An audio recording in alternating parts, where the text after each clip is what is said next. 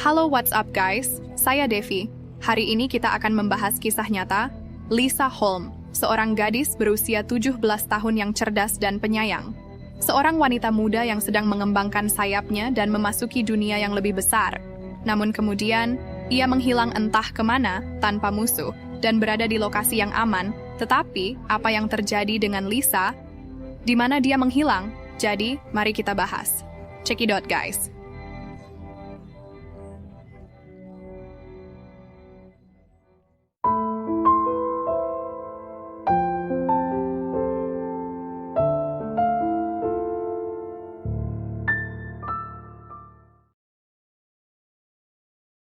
Lisa Holm lahir pada tanggal 7 Februari tahun 1998. Ia tumbuh di kota kecil Skövde yang indah di Swedia bersama keluarganya. Lisa adalah orang yang baik dan peduli, yang mencintai binatang, mendengarkan musik, dan menghabiskan waktu dengan teman-temannya.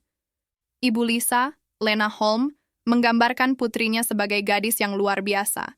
Dengan hati emas, dia selalu ada untuk teman-temannya dan keluarga, dan dia punya banyak rencana untuk masa depan. Dia melakukannya. Dia baru saja lulus dari sekolah menengah dan telah mengambil pekerjaan baru di sebuah kafe di Bloomberg, berjarak hanya 40 menit berkendara dari kota asalnya. Bloomberg adalah sebuah desa kecil di daerah pedesaan di sebelah timur Gothenburg. Itu hanya sebuah tempat persinggahan pekerjaan musim panas sebelum dia melanjutkan studi ilmu sosial sebagai hadiah untuk kelulusannya. Untuk pergi ke pekerjaan barunya, ayahnya telah membelikannya sebuah skuter untuk memberinya sedikit kebebasan di dunia terbuka. Untuk Lisa yang berusia 17 tahun, itu benar-benar waktu yang paling menyenangkan yang pernah mereka alami. Selama 2 minggu, Lisa dan ayahnya telah melakukan perjalanan bolak-balik untuk shift-nya di kafe. Ayahnya mengikutinya bepergian bersamanya untuk membiarkannya mendapatkan kepercayaan diri pada skuter yang baru dia gunakan.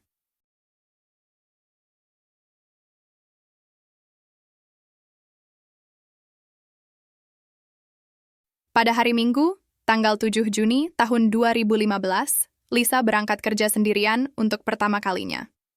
Lisa sedang dalam shift penutupan. Ia tiba di sana dengan waktu yang cukup untuk melanjutkan perjalanannya. Shift-nya berjalan sesuai rencana. Ia tertawa bersama para pelanggan. Ia mengobrol dengan rekan-rekannya. Namun, secara umum hari itu adalah hari seperti hari-hari sebelumnya yang menyenangkan. Kafe sebentar lagi tutup. Saat itu sekitar pukul 6 sore. Pada pukul 6:20, dia mengirim pesan kepada ayahnya bahwa dia akan meninggalkan kafe dan akan segera pulang. Hari pertama yang sukses sebagai wanita muda yang mandiri, tak lama setelah itu dia menelepon ayahnya, tetapi sepertinya itu tidak disengaja tertekan.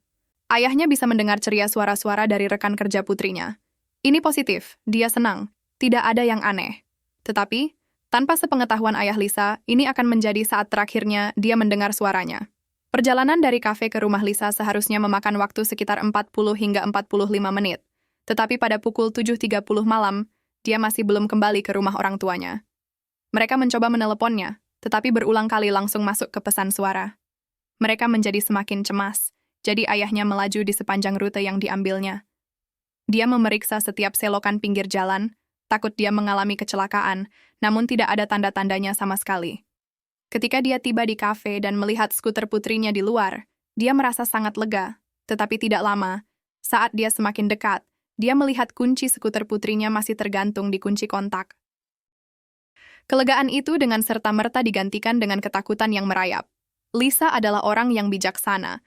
Dia tidak akan meninggalkan kunci di skuter dan pergi begitu saja. Setelah mencari di kafe di daerah sekitarnya tetapi tidak berhasil, ayah Lisa menelepon polisi yang meluncurkan penyelidikan awal. Ketika polisi tiba di kafe, mereka mencari tanda-tanda gadis yang hilang. Dengan bantuan anjing pelacak polisi, mereka mencari di daerah sekitarnya, termasuk gudang mencolok yang berada di seberang kafe. Tetapi tidak ada apa-apa. Mereka mengetuk pintu meminta penduduk setempat untuk informasi apapun yang dapat membantu pencarian. Berlanjut sepanjang malam hingga Senin 8 Juni, tetapi semuanya sia-sia. Di pagi hari mereka merilis pernyataan untuk mengatakan bahwa gadis remaja itu hilang. Pada saat yang sama, polisi membuat penemuan yang mengerikan. Sarung tangan skuter telah ditemukan di gudang di seberang kafe. Itu dipastikan milik Lisa. Ini adalah gudang yang sama, yang telah digeledah oleh polisi dengan anjing pelacak malam sebelumnya. Anehnya, meskipun tidak ada yang ditemukan selama pencarian awal itu, sarung tangan telah diserahkan kepada polisi oleh tuan tanah Bloomberg Estates. Dia mengatakan bahwa itu telah ditemukan oleh pekerja pertanian yang telah pergi ke gudang untuk memulai pekerjaan mereka pagi itu. Sayangnya, sarung tangan itu tidak sepenuhnya dapat diandalkan, tetapi penemuan sarung tangan mengubah jalannya penyelidikan. Dampaknya, penyelidikan lebih lanjut lebih ditingkatkan lagi. Ini memungkinkan pihak berwenang untuk menggunakan semua sumber daya yang tersedia. Bagi mereka, ini berarti lebih banyak petugas, regu pencari yang lebih besar, dan lebih banyak tenaga kerja. Petugas mendirikan pusat komando di Kelby. Di lapangan olahraga di dekat kafe, jejak Lisa ditemukan beberapa ratus meter ke selatan. Petugas menemukan apa yang tampak seperti isi saku Lisa, sebuah casing ponsel, 2 struk lama, tiket metro bekas, dan layar ponsel yang pecah. Pada akhirnya terdapat beberapa kemajuan dalam pencarian korban. Semua barang itu diidentifikasi sebagai milik Lisa oleh orang tuanya. Barang-barang ini ditemukan di jalan kerikil kecil di luar jalur yang biasa dilalui. Jika Anda bukan penduduk setempat, Anda mungkin tidak akan tahu bahwa jalan itu ada. Penemuan ponsel yang pecah itu mengonfirmasi ketakutan terburuk polisi. Salah satu tempat persinggahan pertama adalah melacak pergerakan remaja itu menggunakan ponselnya, tetapi ketika mereka melakukan triangulasi ponselnya pada hari dia menghilang, mereka mencapai jalan buntu. Lokasi terakhir Lisa yang diketahui adalah di kafe, tetapi tidak ada aktivitas setelah dia pergi.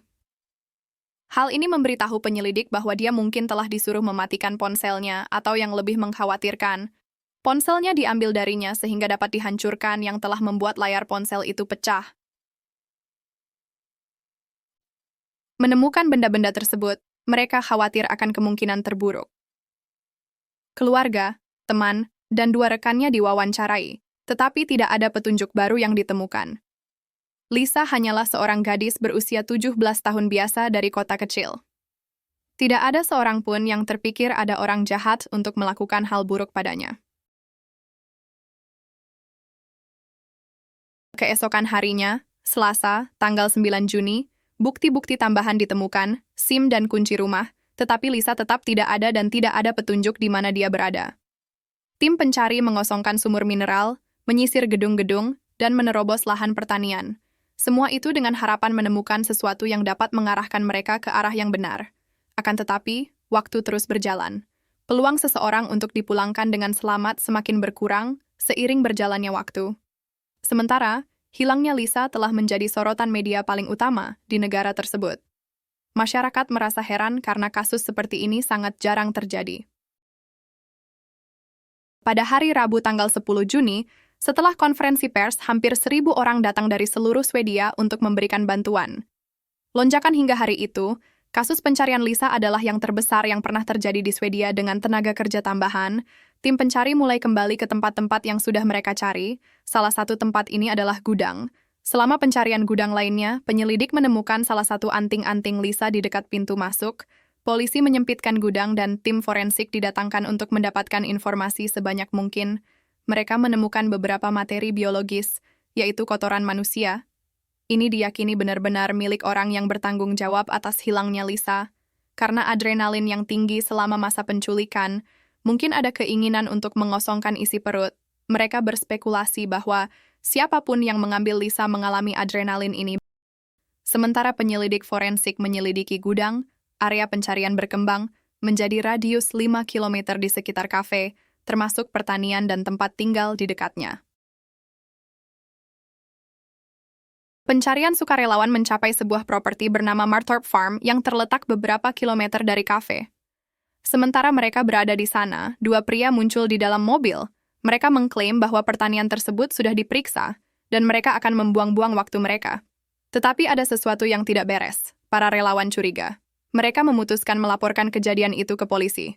Ketika penegak hukum tiba, mereka terus memburu dan segera mereka menemukan helm, jaket, dan earphone Lisa tersembunyi di bawah ranting dan dedaunan.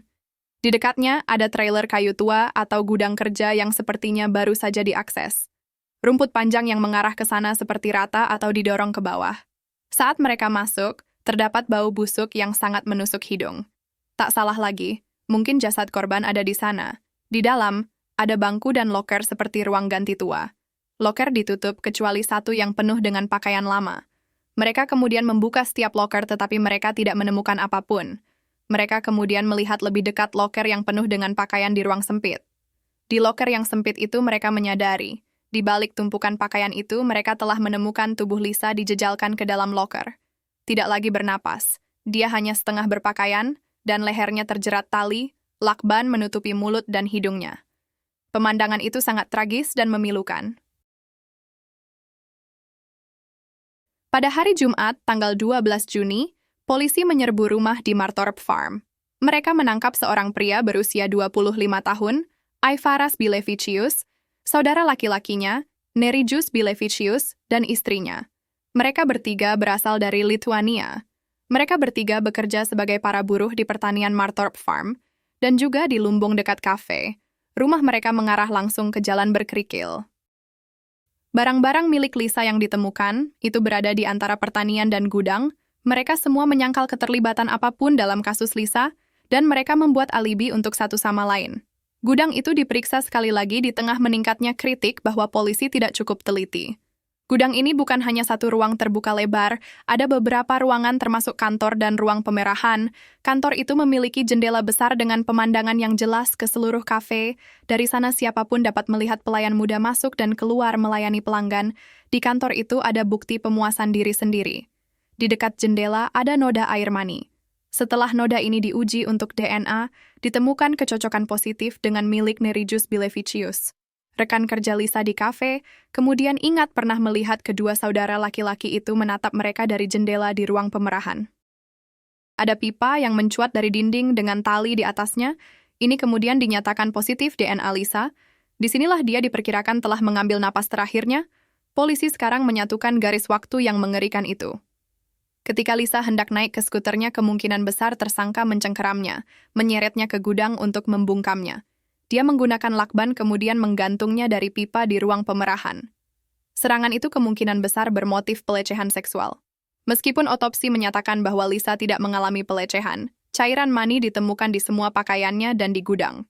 Penyelidik percaya bahwa tersangka memiliki obsesi yang tinggi dan telah menjadi begitu terangsang pada Lisa sehingga dia memuaskan dirinya sendiri saat Lisa mengambil napas terakhirnya.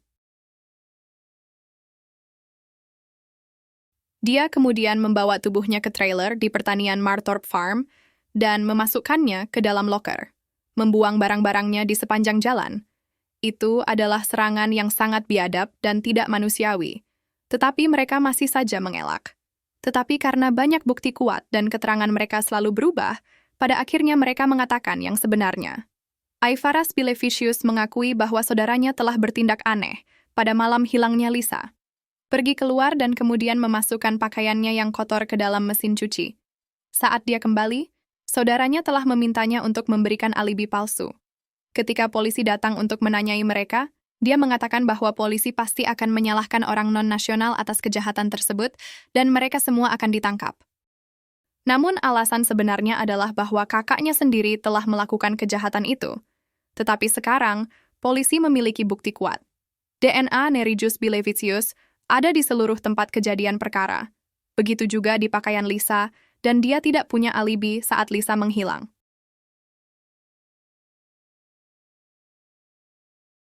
Pengadilan daerah menyimpulkan bahwa Lisa Holm dibunuh dengan cara digantung atau dicekik. Bukti teknis menunjukkan bahwa DNA warga negara Lithuania, Nerijus Bilevicius, ditemukan pada potongan tali dan pakaian Lisa, baik di dalam maupun di luar, serta di seluruh tempat kejadian perkara. Polisi dan pengadilan juga menemukan bahwa Nerijus tidak memiliki alibi untuk hari pembunuhan. Motifnya bersifat seksual. Di komputernya polisi menemukan pornografi, dan temuan teknis menunjukkan bahwa ia telah sangat aktif secara seksual di gudang tersebut. Tindakannya di Martorp Farm ketika tim pencari orang hilang pertama kali muncul, juga menunjukkan bahwa ia tidak ingin polisi melanjutkan pencarian di area tersebut. Keadaan ini dianggap sangat kejam oleh para penyidik, karena Lisa baru berusia 17 tahun dan secara fisik lebih lemah daripada Nerijus. Dia menunjukkan kekejaman dan niat kriminal yang besar, dan polisi menyatakan bahwa Lisa telah menderita sebelum akhirnya dibunuh di tempat kejadian. Nerijus Bilevicius dijatuhi hukuman penjara seumur hidup pada 17 November tahun 2015. Pengacaranya, Björn Hurtig mengajukan banding ke pengadilan banding pada tanggal 15 April tahun 2016. Alasan Hurtig untuk mengajukan banding atas hukuman kliennya diberikan karena saudara laki-laki Nerijus mungkin telah terlibat penculikan Lisa. Pada tanggal 2 Mei tahun 2016, pengadilan banding menolak untuk memberikan peninjauan ulang atau persidangan, dan hukuman seumur hidupnya menjadi final. Nerijus Bilevicius sering dilecehkan oleh narapidana lain di penjara Swedia dan seringkali membutuhkan perhatian medis. Dia dipukuli berkali-kali dan kadang-kadang disiram air mendidih. Dia dipindahkan ke penjara Lituania dan juga diganggu oleh narapidana lain di sana. Pada tanggal 3 Agustus tahun 2022, sekitar pukul 6 sore waktu setempat, seorang narapidana lain menikam leher Nerijus Bilevicius dengan pisau rakitan saat berjalan di lapas Marijampolė. Nerijus Bilevicius meninggal saat diangkut menuju ke rumah sakit.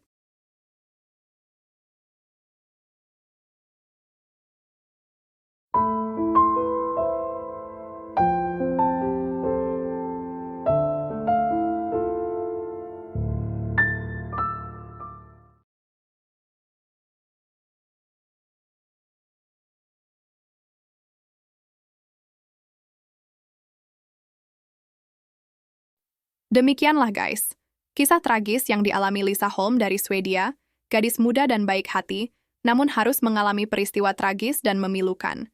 Semoga kita bisa menjaga diri dan terhindar dari sifat-sifat yang merugikan diri sendiri dan orang lain. Jika Anda menikmati video ini, jangan lupa klik tombol subscribe-nya. Terima kasih. Bye-bye.